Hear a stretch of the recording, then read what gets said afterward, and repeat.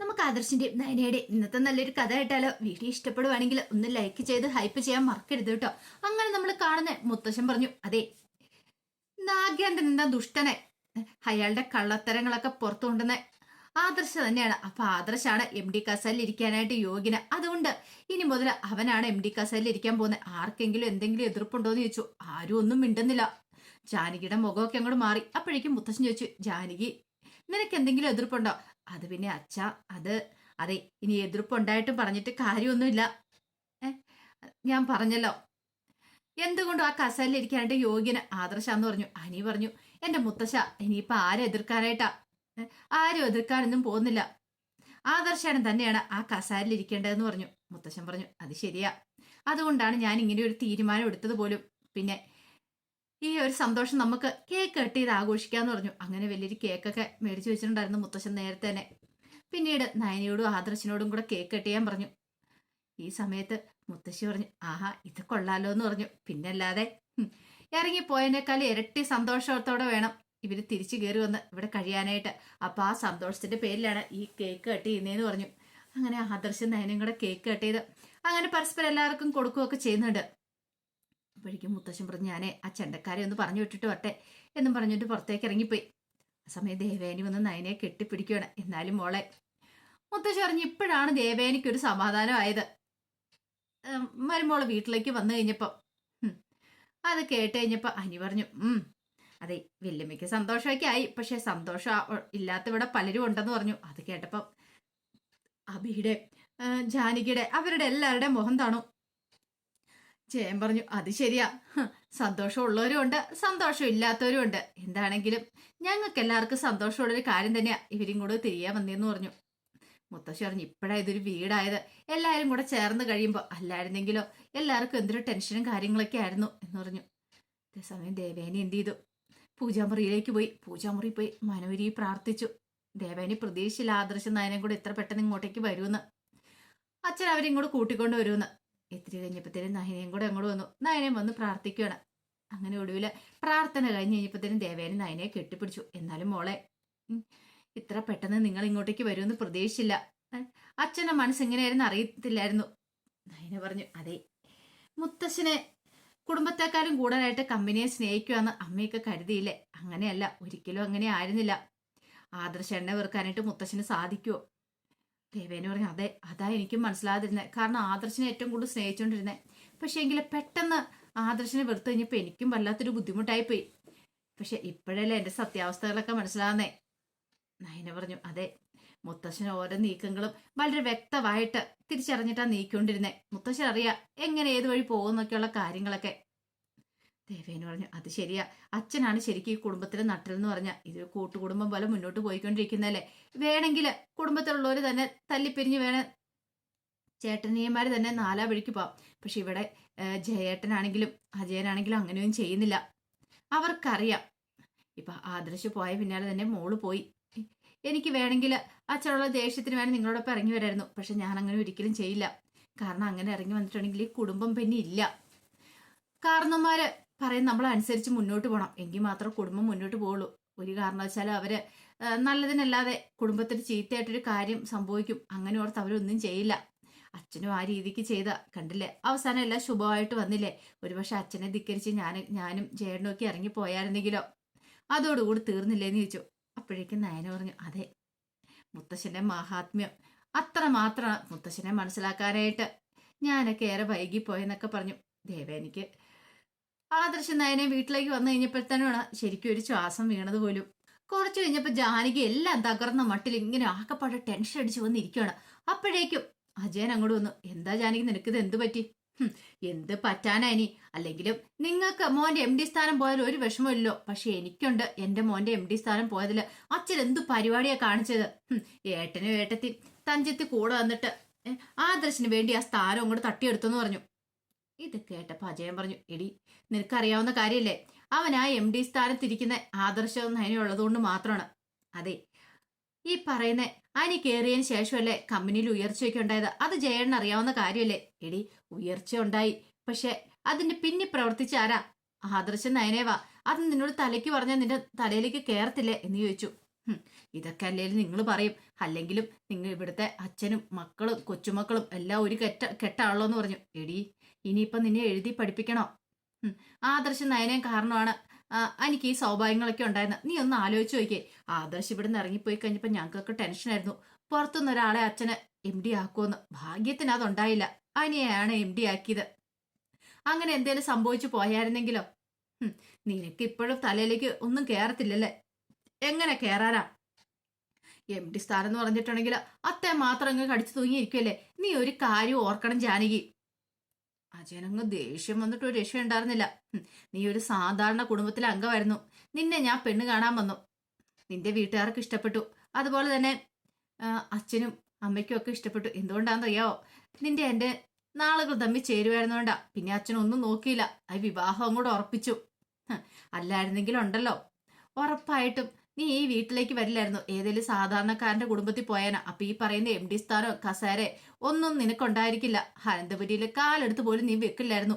അപ്പൊ നിന്റെ ഈ അഹങ്കാര വർത്താനം കാണത്തില്ലായിരുന്നു പറഞ്ഞു. അതെപ്പോഴും ഓർമ്മ വേണമെന്ന് പറഞ്ഞു. അത് കേട്ടപ്പോ ജാനകിയുടെ മുഖമൊക്കെ ഇവിടെ താണു. നീ നാഴേക്ക് 40 തൊട്ട് എല്ലാവരും വിളിച്ചു പറയായിരുന്നല്ലോ, എന്റെ മോൻ MD ആണ്, അങ്ങനെയാണ് ഇങ്ങനെയാണെന്നൊക്കെ. അതിന്റെ ആവശ്യം പലതും ഉണ്ടായിരുന്നോ ജാനകി? മര്യാദയ്ക്ക് അടങ്ങി ഒതുങ്ങി ഇരുന്നാ പോരായിരുന്നോ? നിനക്ക് ഈ പടവും പത്രാസും കൂടെ ഇത്തിരി കൂടുതലായിട്ട് തലയിൽ കയറി പിടിച്ചിട്ടുണ്ട്. അതാ നിന്റെ കുഴപ്പം.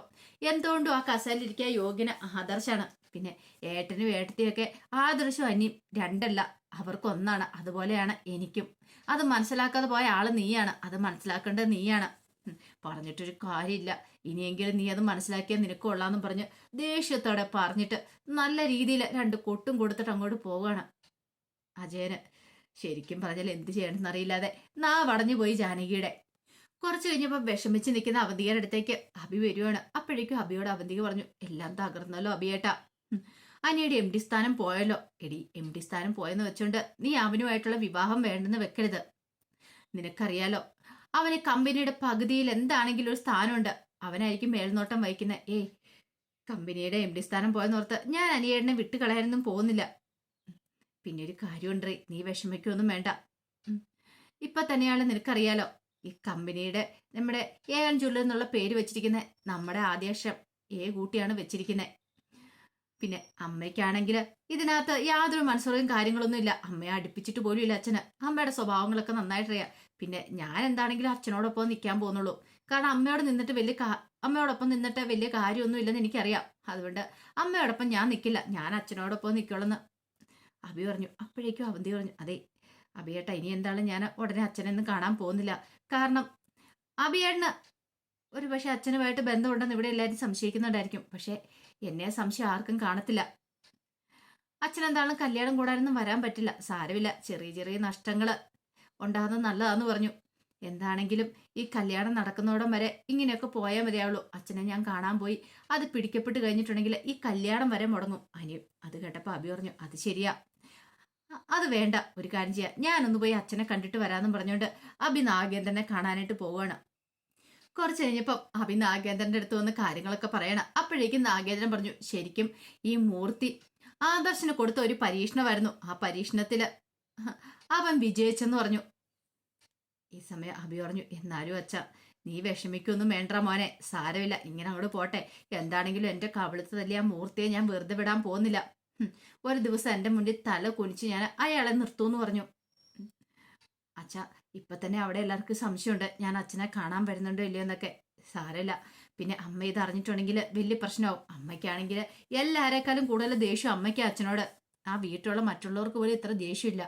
നാഗേന്ദ്രൻ പറഞ്ഞു, അവൾക്ക് വേണ്ടിയിട്ട് എൻ്റെ ജീവിതം ഹോമിച്ചാ ഞാൻ. അതെങ്ങനെയാച്ചാ, അതൊക്കെ പിന്നീട് ഒരിക്കലും ആ കഥകളൊക്കെ ഞാൻ പറയാം. തൽക്കാലത്തേക്ക് ഇങ്ങനെ അങ്ങോട്ട് പോട്ടെ. പിന്നെ ഇവിടെ നമ്മൾ ബുദ്ധി പ്രയോഗിച്ചേ മതിയാവുള്ളൂ. ബുദ്ധിയും കൊണ്ട് നമുക്ക് കാര്യങ്ങൾ മുന്നോട്ട് കൊണ്ടുപോകാൻ സാധിക്കുള്ളൂ. എന്താണെങ്കിലും ഉറപ്പായിട്ടും ഈ പറയുന്ന മൂർത്തിയെ ഞാൻ എൻ്റെ മുന്നിൽ എത്തിക്കും. എൻ്റെ മുന്നിൽ തല കുനിച്ച് ഞാൻ നിർത്തിക്കും എന്ന് പറഞ്ഞു. അതിനുള്ളൊരു ദിവസം വരും, അധികം വൈകാതെ തന്നെ വരും. പിന്നെ നിന്റെയൊക്കെ അമ്മയെ ഞാൻ മനസ്സിലാക്കിയത്തോളം വേറെ ആരും മനസ്സിലാക്കിയിട്ടില്ല. ആ സമയം അഭി പറഞ്ഞു, ഞാനെങ്ങാനും ഇങ്ങോട്ട് വന്നെന്നറിഞ്ഞ വലിയ ഭൂകമ്പം ഉണ്ടാവും. നീ വിഷമിക്കണ്ട മോനെ, നിന്നെയൊക്കെ സ്നേഹിക്കാനായിട്ടാണ് ഞാൻ ഇങ്ങോട്ടേക്ക് വന്നേ, ശത്രുവായിട്ട് കാണാനല്ല. അതുകൊണ്ട് നീ ധൈര്യമായിട്ടിരിക്കുക, ഒരു പ്രശ്നം ഉണ്ടാകത്തില്ലെന്ന് പറഞ്ഞുകൊണ്ട് നാഗേന്ദ്രൻ ഉറപ്പ് കൊടുക്കുന്നുണ്ട് അഭിക്ക്. കുറച്ച് കഴിഞ്ഞപ്പോൾ നയനയ്ക്കുള്ള ജ്യൂസൊക്കെ ആയിട്ട് ദേവേനെ അങ്ങോട്ട് വന്നു. മോളിത് കുടിക്കാൻ പറഞ്ഞു. ഇപ്പൊ ഒന്നും വേണ്ടായിരുന്നു അമ്മേ. അതെ, കുറച്ച് നാള് മോൾ ഇവിടെ ഇല്ലായിരുന്നല്ലോ. ആ സമയത്ത് മോളുടെ കാര്യങ്ങളൊക്കെ നോക്കാൻ പറ്റിയിട്ടുണ്ടായിരുന്നില്ല. ഈ മോൾക്ക് ഇഷ്ടമുള്ള എന്തെങ്കിലും ഉണ്ടാക്കി തരണമായിരുന്നെങ്കിൽ ഇവിടുന്ന് വെച്ചുണ്ടാക്കി അങ്ങോട്ടേക്ക് കൊണ്ടുവരണമായിരുന്നു. ഇനിയിപ്പോൾ അതിന്റെ ആവശ്യമില്ല. മോള് പറഞ്ഞാൽ മതി, എന്ത് വെള്ളം ഉണ്ടാക്കി തരാമെന്ന് പറഞ്ഞു. അത് കേട്ടപ്പോൾ നയന് പറഞ്ഞു, അതിന്റെ ഒന്നും ആവശ്യമില്ലമ്മേ, എനിക്കങ്ങനെ വലിയ കൊതികളും കാര്യങ്ങളൊന്നും ഇല്ലാന്ന് പറഞ്ഞു. അപ്പോഴേക്കും ആദർശം കൂടെ അങ്ങോട്ടേക്ക് വന്നു. ആദർശ് വന്നു കഴിഞ്ഞപ്പോഴത്തേനും ദേവേനി പറഞ്ഞു, ഞാൻ മോളോട് ചോദിക്കുമായിരുന്നു മോൾക്ക് കഴിക്കാൻ ഇഷ്ടമുള്ള എന്തൊക്കെയാന്നൊക്കെയുള്ള. അത് കേട്ടപ്പോൾ ആദർശ് പറഞ്ഞു, അല്ലെങ്കിൽ അമ്മ ഇവിടുന്ന് അമ്മ മുത്തശ്ശിയെ കൊണ്ടുവന്ന് കൊടുക്കുന്നുണ്ടായിരുന്നല്ലോ, ഇവൾക്ക് അങ്ങനെ പ്രത്യേകിച്ചൊന്നും ഇല്ലമ്മേന്ന് പറഞ്ഞു. ദേവേനി പറഞ്ഞു, ഗർഭിണിയായിരിക്കണ സമയത്തെ പെൺകുട്ടികൾക്ക് അങ്ങനെ പല ആഗ്രഹങ്ങളൊക്കെ കാണുമെന്ന് പറഞ്ഞു. അല്ല, എന്തിയെ ജാനകിയുടെ എന്തിയെ കണ്ടില്ലോ എന്ന് പറഞ്ഞു. അവളപ്പറേ അങ്ങോട്ട് ഇരിക്കുന്നുണ്ടെന്ന് തോന്നേ. ഇളയമ്മക്ക് നല്ല ദേഷ്യമുണ്ടല്ലേ, ദേഷ്യവും സങ്കടവും കാണും അനിയെ MD സ്ഥാനത്ത് നിന്ന് മാറ്റിയതില്. ദേവേനി പറഞ്ഞു, അത് ശരിയാ, അവൾക്ക് ആ ഒരു വിഷമം നന്നായിട്ടുണ്ട്.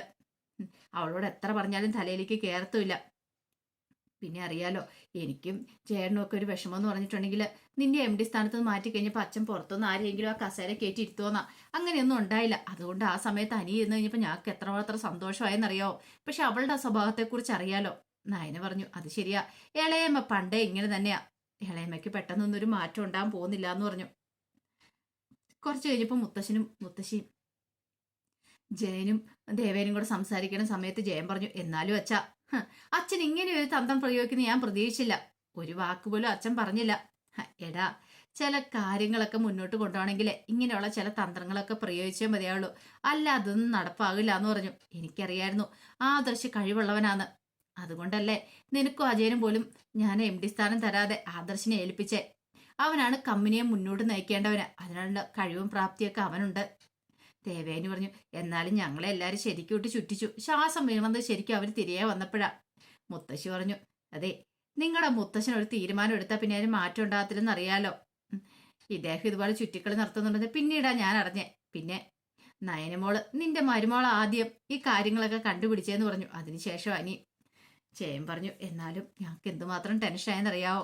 അപ്പോഴേക്കും മുത്തശ്ശൻ പറഞ്ഞു, ഇനിയിപ്പം അതൊന്നും ഓർത്ത് ടെൻഷൻ അടിക്കേണ്ട കാര്യമില്ല. പിന്നെ ഒരുത്തരുണ്ടല്ലോ നാഗേന്ദ്രൻ, അവന് രണ്ടാമതും അടി കിട്ടിയിരിക്കുക. രണ്ടാമതും അടി കിട്ടിയിരിക്കുന്നതുകൊണ്ട് അവനങ്ങനെ അടങ്ങിയിരിക്കാനൊന്നും പോകുന്നില്ല എന്ന് പറഞ്ഞു.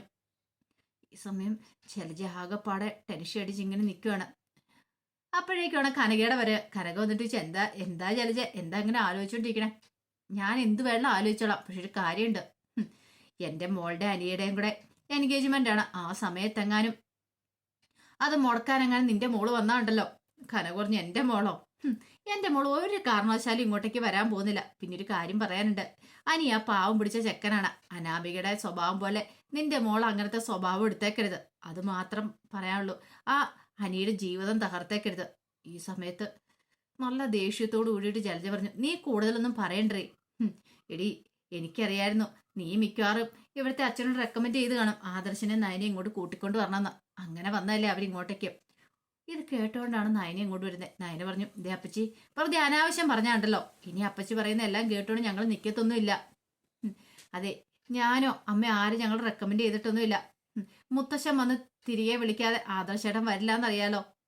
അതുകൊണ്ട് മുത്തശ്ശൻ വന്ന് തിരികെ വിളിച്ചിട്ട് തന്നെ ഞങ്ങൾ ഇങ്ങോട്ടേക്ക് വന്നേ, വെറുതെ വന്നൊന്നും അല്ലാന്ന് പറഞ്ഞു. ഈ സമയം കനക പറഞ്ഞു, അതൊന്നും ഇവളോട് പറഞ്ഞിട്ട് കാര്യമില്ല മോളെ. പിന്നെ നിന്റെ മുൻ ഭർത്താവ് വന്നിട്ടുണ്ടല്ലോ. ഇത് കേട്ടപ്പോൾ ജലജയ്ക്ക് നല്ല ദേഷ്യമായി. ജലജ പറഞ്ഞു, അയാളെ കുറിച്ച് പറയേണ്ട കാര്യമൊന്നുമില്ല. ഈ കുടുംബത്തിലുള്ള എല്ലാരെക്കാളും ദേഷ്യം എനിക്ക് അയാളോട്. ഇതൊക്കെ നീ പറയുന്നുണ്ട്. നിന്റെ മോനുണ്ടല്ലോ അബി, അയാളുടെ തനി സ്വരൂപ, അയാളെ പോലെ തന്നെയാ, അയാളുടെ പോലെ വൃത്തികെട്ട സ്വരൂപമാന്ന് പറഞ്ഞു. ഇത് കേട്ട് കഴിഞ്ഞപ്പോഴത്തേനും ജലജ ഒരു ഞെട്ടലോടുകൂടി കനകയെ നോക്കുക. അപ്പൊ അതിന്റെ കഥകളൊക്കെ എന്ന് കാണുന്നേ. ഇതിന്റെ ബാക്കി വിശേഷങ്ങളുമായിട്ട് വൈകുന്നേരത്തെ പ്രമോയി വരാട്ടോ. ഒരിക്കൽ കൂടി എല്ലാവർക്കും ശുഭദിനം നേർന്നുകൊണ്ട് നിർത്തുന്നു.